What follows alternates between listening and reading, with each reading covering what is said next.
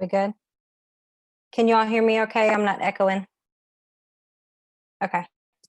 Thank you all for coming on tonight and taking the time out of your day just to listen to a little bit. For anyone that's new here, on here, my name is Kristen. I'm one of the 12K leaders on this team. And I'm just going to talk to you guys a little bit tonight about shame. I have been listening to and reading and watching Brene Brown for the last couple weeks. I listened to some of her things often, but she has done some amazing research work on shame and how it relates to the way that we do life, because shame is one of those things that everybody has, but nobody wants to talk about. But we have to talk about it for us to be able to release it from underneath us. So, shame is something that comes when it comes with fear, it comes with blame and disconnection. It also drives, it never drives positive behavior.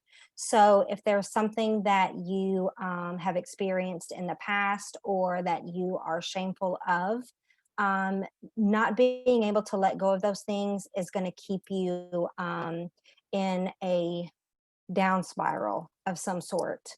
There's always triggers that you're going to have, but everybody's triggers are different when it comes to talking about shame. So it could be like body image, like when you look at yourself in the mirror, or it could be the way we parent, or the way we manage our money, or maybe an addiction that we have, or something like that. Those types of things come from experiencing shame or holding on to shame. Knowing what those triggers are and being able to talk to yourself like you would someone else that you love is a great way to start trying to deal with those things. So, the way that you would talk to your kids is the way that you would want to talk to yourself. Reaching out to someone that you can trust with your story. So, not everyone deserves to hear the deep, dark secrets that you hold on to. So, being able to find those couple of people that you can trust with your story, um, that they can keep confident, that you can have confidence in them to keep your story to themselves without sharing it or anything like that, because your story is your own to tell. Your story is not anyone else's to speak about unless you give them permission to do so. Um, but when we tell you to tell your story, shame cannot live. How did she say it? Shame cannot survive when it is spoken. So if you can speak out things that you're shameful of that you might have experienced in the past, so writing it down, saying it out loud, whether it's to yourself or to someone that you trust, that actually releases it from having that hold on you. There's three things that keep shame growing inside of us, and that is secrecy, silence, and judgment. So, having judgment on other people of maybe something that they've relayed to you or something that they shared with you. Um, Having secrecy, if you have secrets that you've never written down or you've never let go of. And then, of course, silence. Those are three things that keep shame growing inside of us. But being able to have empathy for other people, like what other people have experienced and stuff, is a great way to help release those things that are binded inside of you. I hope this is making sense. um, but there is also three things that help us, not only when it comes to shame, vulnerability, empathy, all of those things come in combination with each other. So you have to have courage. You have to have courage to be able to share your story, whatever that is. When it comes to the business side of things, we ask you guys to be vulnerable.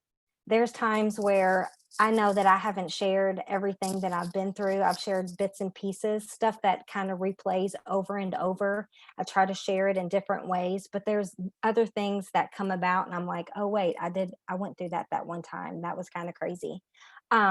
But having the courage to share your story is actually going to help another person look at their situation and be like, oh, well, if she can overcome that, then maybe I can too. How you share your story in a society where judgments come all of the time um, is also a way of kind of sharing your shame. It is the only way to get out from underneath it is having the courage to speak about it. Connection. Connection comes when we are able to be vulnerable, when we are able to share our story, because it's gonna, like I just said, it's going to let someone know that they're not alone in whatever they might be going through in their life situations. Having compassion, having compassion with for other people and listening to what they might be going through without judging them first, without judging them at all is another way to stay connected with other people when it comes to sharing your story. Another thing that she does so good is she talks about being brave.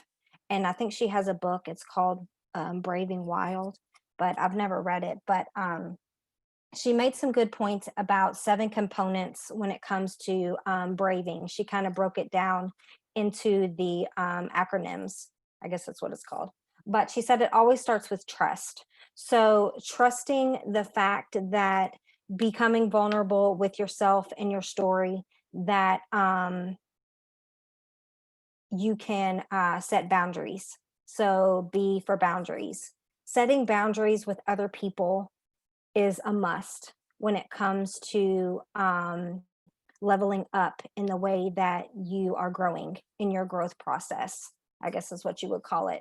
Setting boundaries to let people know what you expect of them and be clear about it. So if you don't want people coming to you with negativity, then you need to make it clear. Don't come around with all of the negative stuff. Like I don't associate with people that are negative anymore at all.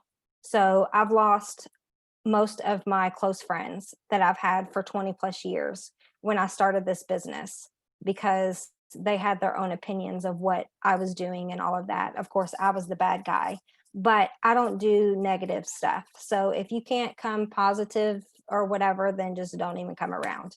So setting boundaries is huge when it comes to your growth process. Reliability, saying what you're going to do and then do it. So if you say you're going to do something, then keep yourself accountable for doing that. Accountability would be next.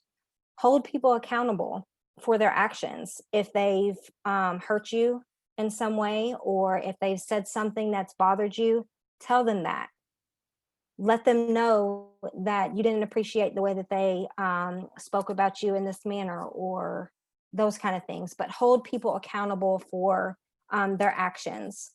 And then she talked about something called the vault, which is kind of what I was talking about, trusting someone, that those one or two couple people that you could really pour into when you're going through something, knowing that they're going to keep your situation confident between you two, but being able to speak that out to someone that you can trust. And like I said, not everyone deserves to hear that. Not everyone deserves for you to trust, basically. Integrity, choosing courage over comfort. This is kind of one of those things when it comes to this business. We have to choose courage over comfort, because when we are encouraged to be vulnerable and share our stories, we are bringing other women on to this team, or men or whatever, because they can relate to us in some way. So, choosing that courage to continue to stand up regardless of what situations you've been through. I made a post earlier today that we have to be brave. We have to stand back up. You have to stand in it. You have to be resilient every single time. And there's situations that many of us have been through that nobody knows about, but here we all are. So we chose this path for ourselves and for our families. We didn't just choose this path to make an income, even though that is an amazing part of it. But I truly believe that God brought us all here as one to grow together and to be able to pour into each other and trust each other to a point where there's a sisterhood, like we talk about all of the time. Um, the next one would be non-judgment, being able to ask someone a question, or if something's bothering you, being able to talk to someone without them judging you for whatever that situation may be. And then having generosity, it's kind of like the benefit, giving the person the benefit of the doubt without judgment first. So if you're going into a conversation and you're like, oh my gosh, it's getting ready to go this way, go ahead and give that person the benefit of the doubt before you judge how that conversation is going to go. So those are like the 7 components of braving that she had broke down that I thought was really good. You guys, I don't even know like how to express my gratitude and my overwhelming feeling of being with you guys every single day, even though I know there's so many new faces and so many old faces and all of that. But this right here is something special. And when we can come together, even on Monday nights in the midst of kids and chaos and whatever, and just listen to each other and listen to each of us pour into one another, or however that is, it's just something so special because I've never had anything like this before. I don't know that anyone else has on this tribe either. I know that we all have specific friends and stuff, but this right here is something special. One saying that it was a quote that she had said from Maya Angelou. It was called Belonging. And it really stuck out to me. But she said, in the absence of belonging is suffering, but true belonging is a spiritual practice. And it's about the ability to find sacredness in both being a part of something big like this, but also having the courage to stand alone. So if you put that in perspective of the business side of things, this is your business. So you're going to run it how you run it. We are just here to run with you. We're here to encourage you. We're here to provide information or tips or whatever that is, but this is your business. So having the courage to stand alone in that vulnerability of who you are, where you came from, why you decided to go this route when it comes to changing your life, because that's what we're all here to do, is change our life, is really something to be said for each one of you that said yes to this opportunity. I know a lot of times that our minds can get cloudy when things aren't happening fast or things aren't happening the way that we should. But just remember to always go back to why you started, and that this is a growth process. It's not going to happen overnight. Even your own internal growth, your own internal healing is not going to happen overnight. That's something that you have to continue to work on. But you were brave enough to say yes to an opportunity to not only change your health and your life, but to help other people's as well. So being able to share your story and whatever that looks like with someone else, to let them know that they're not in life alone, because a lot of people feel alone. A lot of people experience really bad things and they think that they're the only ones that experience that, and they're not. So, if there's something that you are willing to share with, whether it's a post or a live or whatever that looks like, just know that you're going to relate to someone that could be feeling alone in that moment. And they might be able to connect with you on that level of who you are, what you've been through, and that you've been brave enough to speak on it. So that's really all I had for tonight. I know it was short and sweet, and I had notes, and it kind of throws me off, but I just want to thank you guys for taking time to be here on a Monday night. And I hope that it was something that you could get from it. If anybody else, Shay, do you want to say anything, or Jess? No? Okay. I love you guys so much. Keep pushing, because your dreams matter, your story matters, and you each matter. Okay? Bye.